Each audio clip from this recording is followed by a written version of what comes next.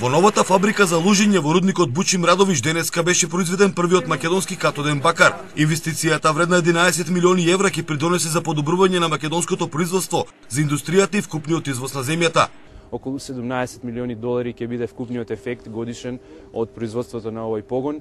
Отворени се нови 65 работни места, 65 луѓе од општина Радовиш најдоа работа во овој погон и сето тоа зборува за квалитетот на работењето на комбинатот Бучим. Годишниот капацитет за производство на новата фабрика во која по пат на електролиза ќе се произведува катодниот бакар е над 2500 тони. Во фабриката ќе се обработува и ловината, но и историскиот отпад од сиромашната бакарна руда. Тоа представува готов производ кој ќе се продава на пазарот за прв пат и од Бучим и од Македонија.